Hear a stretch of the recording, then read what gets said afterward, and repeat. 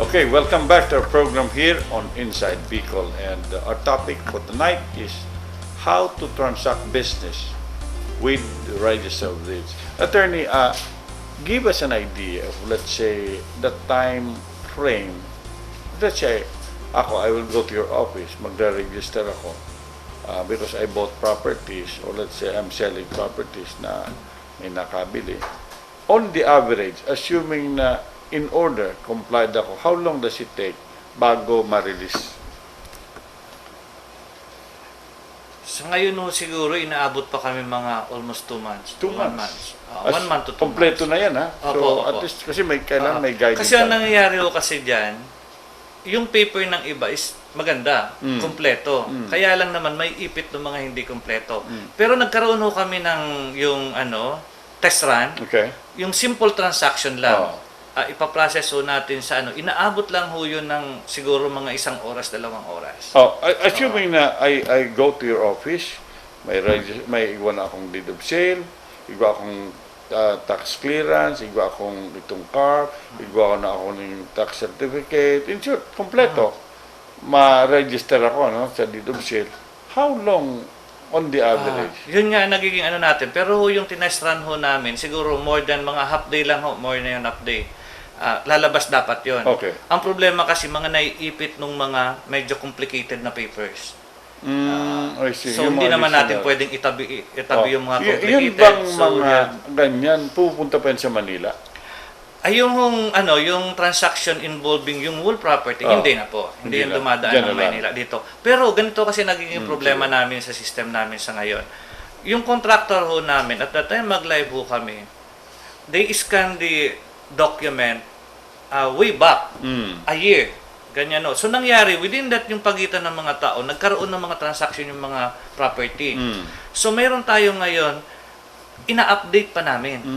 Ngayon, kung yung mga iba pa is wala pa sa database, dumadaan yun ng Manila. I see. Kasi kung ang titulo ng property mong tinransact nyo is wala pa sa database, automatic siya dadaan, dapat namin siyang i-COD. Ang sabi ng COD diyan yung conversion on demand. Kailangan namin yan i-scan and then ipadala sa Maynila. Kasi ang nakakapasok lang ng description ng lupa dyan sa database namin is Manila. So yun ang dumadaan sa Maynila. Okay. Kung wala pang database. Tapos ang the other pa doon na nakakatagal pa is we have to make sure na yung updated yung title. Pag hindi na naman yan updated, dadaan uli niya ng COD para yung title image mabago. So, in short, sabihin na natin na on the average, nag-transact sa inyo, can we say it takes about 1 month, 30 days, or let's say, bago kumakuha yung mga papers? Simple ito, Opo. registration of deed of sale, kompleto yung papeles, may tax, and everything. Kaya yun pero yung tinatarget kasi namin ditong frame is yung tinatarget ko po ditong frame is at least mga 2 weeks to 1 month. 2 weeks, okay. So, sa ngayon, it's more than 30 days. Opo, sa Expect ngayon po na, talaga parang, po. at least hindi siya mabigyan ng Sa ngayon po allowance, inaabot pa tayo ng mga pero may mga transaction naman pero we give priority naman doon sa Okay. mga talagang emergency. Okay. Now, what about itong sabihin ng nag-loan? Nag-apply siya sa pag-ibig. Siyempre, unless na ma-register, dahil siya marirelease. Opo. Ano ba kaya na, you don't get the release unless it is registered. Opo. O, kompleto naman, dinara naman sa Indo. How long will it take bago ma-register? Yes sir, sir, inaabot lang yun ng mga 2 weeks. 2 weeks, okay. Kaya nadidelay din yung mga issuance. I Kasi see. pina-priority namin yung mga cancellation ng mortgage. Almost ang inaano namin ngayon na time frame is at least 2 weeks. 2 weeks. So, Mga at least mortgage. maganda yun. Kasi alam mo mga tao nakikitransact, they always would like to have an idea on how long will it take. Kasi normally sa gobyerno, ang problema sa gobyerno is they don't know Like, how long will it take? So, ang gusto lang sabihin, may idea sinda. Pero, baga itong, kumisan, ibang transact ng business sa gobyerno, may paprocess na cheque. They cannot say kung whether it's 2 weeks, 3 weeks. Ang gusto lang ng mga general, mga tao is that, tell me, will it take 1 month? So at least may transaction sinda. So at least may idea ng tao sa tuyo. Ngunyan, na it give them more or less about 1 month, tangan, hindi man sinda Opo. yan. At least safe na yon. Ang mortgage po is safe na yung mga 1 month. Kasi almost ngayon ang inaano namin, medyo ina-assess ko rin yung takbo ng mga real estate mortgage namin sa mga cancellation. At least mga 2 weeks. Okay. So, because alam mo, mga negosyante, gusto rin nila malaman. Opo. Hindi yung 30 days, 60 days, 90 days, hindi nila alam eh. Kasi siyempre, nagpaplano yan eh. So yun ang ipina-priority natin ngayon, yung mga cancellation, chattel mortgage, saka yung real estate mortgage. estate, Kaya medyo nasa sacrifice natin ngayon yung issuance. Kasi if you would, gusto ko rin ibigay itong sa publiko, Sir Fred, nasa ngayon kasi mag-isa lang ako nag-approve. Okay. Wala po tayong assistant. Walang assistant Opo, nga. No? hindi katulad previously. Pero open ba ang Open po. assistant? So, Open po kung yun. may mga nanonood, gusto Opo, mag-apply. kung mga Anong position yan? Deputy po yun. Deputy Registry Anong of qualification Deeds. dyan?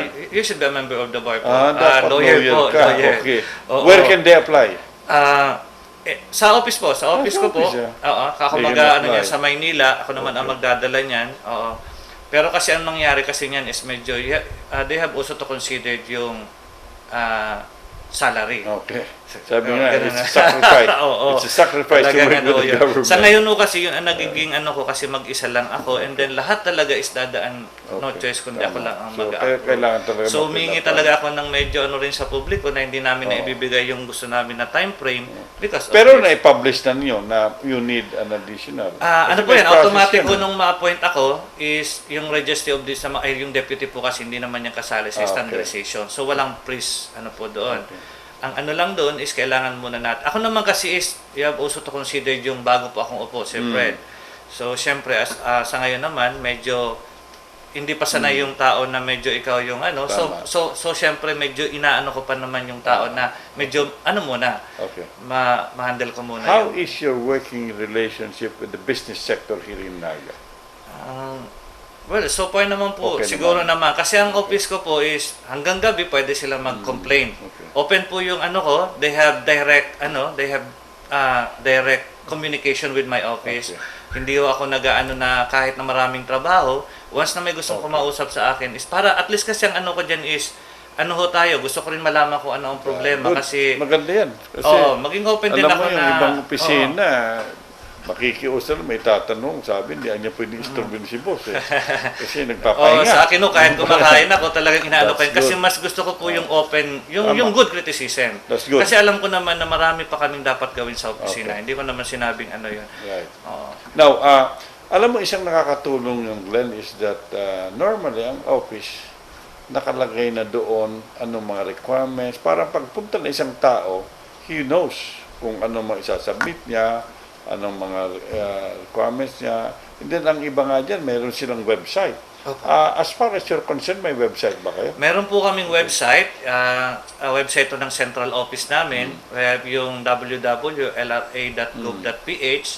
Pwede ho sila doon. Meron ho doon mga prepared ng pro forma Okay. petition na. Kasi Pwede may mga, downloadable yan? Opo, Okay. downloadable yan. So- Pwede rin ho sila doon mag-trace ng transaction nila.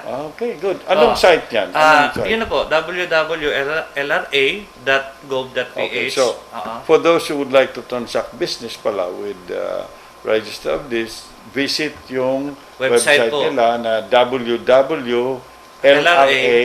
www.lra.gov.ph. So, Opo. nandun lahat. Nandun po. Even And then the pwede form. ho yung ititrace nyo yung transaction nyo. Pwede yan. Basta alam nyo yung EPEB number nyo and then kung anong registry. Okay. Kasi sa baba po doon, yung mapagtitrace, ilalagay nyo yung EPEB number and then kung anong registry of this. Malalaman nyo kung nasa na stage. So, alam mo, Glenn, dapat talaga alam natin yung website.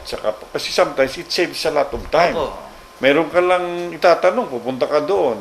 Let's say, malayo ka. Pero kung sa website, maalaman mo. And then, ang isang sinasabi natin is that before you transact business with any government agency, alamin mo muna kung anong requirements. Yes, yes. Kasi kung minsan, pag hindi mo alam, nahihirapan ka.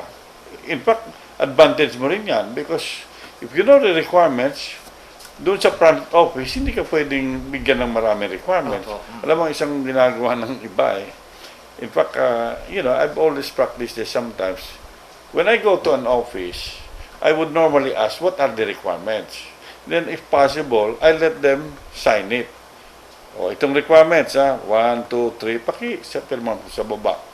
So that when you return, at least, kasi kung minsan, ang kaharap mo, ibang tao naman. May sarili rin silang requirements. Sasabihin nyo, ito. Yung pumunta niya ako dito, sir, ito lang hiningi. Ngayon, ikaw naman may sarili kang requirements. So, maganda na yan sa mga viewers natin na when they transact business, after nagtanong sila, pwede pakinote lang. Sir, pakinote mo lang. And then, pakipirmahan mo lang. Ikaw nakausap ko. Kasi tayo mahihain eh. Hindi natin tinatanong. Tapos, may absent yung taong yon. May isang tao naman. May sarili sa requirement. Magagalit ka, no? Opo. But I think the point here is that tama yung sabi mo, website kayo, and then before they go and transact business with you, alamin muna nila ang okay. So, ano pang mga measures na in-introduce mo dyan, Glenn, para Well, mapabilis? Sir Fred, yun nga inano ko. Ang una natin ditong ginawa is ipinost sana natin. Gusto ko sanang i-post yung mga requirement. Kaya lang sa dami ng requirement, hindi pa pwede natin ma-post. So, meron no doon nakapost na, pero basic yun, kulang-kulang yun. So, nag-prepared po tayo ng complete. Okay. Naka-hard copy na po yun. All they have to do is ask the officer of the day. They have to tell kung ano yung yung transaction nila na they are planning to transact with our office. Bibigyan ho sila kasi may kanya-kanya na ho yung pin-prepared ko po dyan na The kind of transaction. kung gusto nyo deed of absolute sale, ganito, ito yung mga requirements. Lahat to doon ng requirements. Pag yun ho binasa nyo, then kinumply nyo, I would assure you, wala ko kayong magiging problema sa office namin. Kasi doon ho talaga is bukas na, kumbaga lahat ng requirement, wala ka na, pati yung mga additional circumstances na asking also, nandun. Nilagyan ko po yun ng if. Kasi ang gusto ko sabihin ng if, kung applicable. Yeah. Kung hindi applicable, just ignore it. Tama. Just ignore it. So may mga if po doon. So yun, inaano ko yung nino-notify ko yung publiko na para hindi sila mahirapan ng transaction. Before pa lang gumawa ng dokumento, humingi na sila kasi we have requirements na nandun. So yun ang una ho natin na ginawa. Nag-provide ako ng mga kasi ito naman is ma-facilitate din yung transaction sa office. Kasi kung ang officer of the day saka yung entry clerk namin is yung pa ang magpo-provide ng ganun na requirements, matatagalan. Kasi ililista mo. Ilista mo ako anong mga requirements, so ililista pa niya. Hindi katulad doon ngayon, pag nagtanong anong requirements, ask po doon sa officer of the day, ngayon po, pag may hindi kayo dyan naintindihan, bumalik po kayo sa akin at explain ko. Nakalagay din po doon kung saan kukunin nilang office. So wala na silang doon, patulad ng proof of payment ng transfer tax, city treasurer. So hindi na sila magtatanong kasi yung mga first timer, kasi marami rin ng mga first timer na totally walang idea. Nautusan sila nung magulang. So doon makikita nyo, pag ang requirement namin, katulad ng BIR, kaya sa BIR, yung proof of payment ng transfer tax, city treasurer's office, nandun na po. So alam na nila kung saan sila pupunta. Yun ang una namin na ginawa.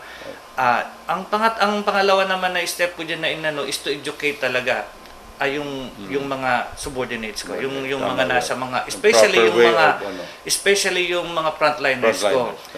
Kung ano yung knowledge ko, gusto kong sa kanila lahat yon.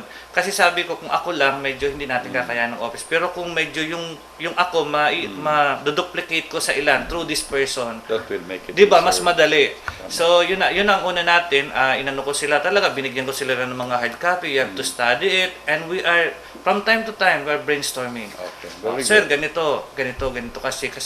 So that ang inano ko sa kanila, alam nila yung legal basis. Right. So, hindi sila maano ng taon. Ano bang ano mo dyan? Tama. So, alam nila. So, alam mo rin kung saan ka, kung bakit to kailangan. Kasi we have legal basis. Okay. Na samantalang, alam mo to paminsan sa isang sitwasyon na hindi naman applicable. Yun ang gusto kong maano. So, yung una. Pero naman at the end, ganito lang ho, Sir Fred, ang maano ko. At the end, kahit anong gawin namin sa office, talagang magiging voluminous yung transaction. Kasi unang-unang ang classification namin is second class lang kami, and then we are serving a first class city, class A pa. Okay. So booming pa ngayon yung mga subdivision. If So, I will ask you, ano experience mo? Talaga bang dumami ang transaction niyo? Because Naga, as they say, is really, almost po na double ho. Na double ho. Ngayon na taon. Ngayon pong taon, almost na double. Double yung mga benta ng lupa, yung transaction po, ang naano ko lang transaction. Kasi ngayon yung transaction namin is nasa 1,900 plus ng dokumento. ang I see. na-submit sa amin. Oh. Samantalang ho last year Karamihan dyan, mga deed of sale siguro. RL lang po yan, Oh, yung registered lang yan. Deed of absolute sale, extrajudicial settlement, donation. So 1,000 kasi, ano ho yan. That's one way of also saying na yung isang bayan or city is really progressing. Because Opo. pag maraming volume Opo. transaction dyan sa Register of Deeds, yung sabihin yan talagang maraming Kami ho yung gauge kasi for the Right. past 3 years, kasi ho dati voluminous yung transaction sa amin. Nung magkaroon tayo ng recession, siguro mga 2009 or 2010, nagkaroon ng recession, bigla ho kami kahit sa amin ang hina ng transaksyon. Oo. Tapos so ngayon bigla na naman, ang Dumami dami na na naman. naman. So Okay. makikita mo niya talaga na medyo yung pwedeng pagbasihan natin yung office namin, yung That's economic growth ng At least isang that's good. At isang least, town. Opo. when we have a lot of transaction, it's good for the economy. Sayang, Glenn, inabot na naman kita ng oras. So, siguro ang gustong maaraman, siyaon sain ang location ng office nindo, how can they get in touch with you? Anong number na pwedeng apudan ka mo? So yung office po namin is nasa City Hall compound. We have may building po rin kaming pagkasarili, yung LRA building. And then our contact number is 473-2046. Pero before Sir Ed, ito hingin ko lang to. Gusto ko lang kasi itong sa publiko na kahit anong gawin namin dito sa loob namin is hindi namin to mapapacilitate o ma-expedite yung process unless mayroong kooperasyon yung private or yung public. Tama. Kaya ho namin binibigay sa inyo yung mga requirements kasi ho kung talagang kami lang ho ang mag-check ng requirement at ipasok nyo sa amin na maraming problema.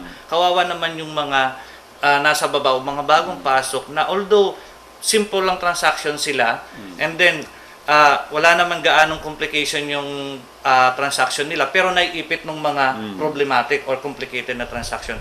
So yun ho ang inaano ko sa publiko na sana ho kumuha muna kayo ng requirements and then para ho pagpasok mas mapapadali ho to kung lahat ho complied nyo ng requirements. I would assure you may expedite ho natin to. So kailangan namin yung tulong ng publiko. Otherwise kahit anong pagod dyan, hindi namin kakayanin itong ma-expedite lang po. Okay, so with that, we'd like to thank our guest for tonight, Attorney Glenn Perillo of the Register of Deeds of Naga. So, I'm sure that gulpi ka mong nanoodaan, digdi sa mo yung pagrulay.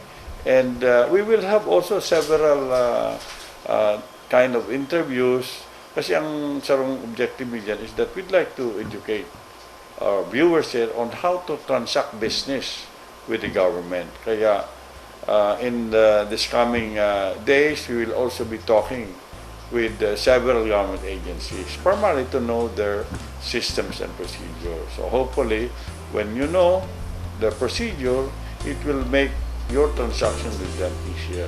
Thank you, Attorney, for joining us tonight. Thank you din, Sir Fred. Okay, so with that, we'd like to thank you and good night.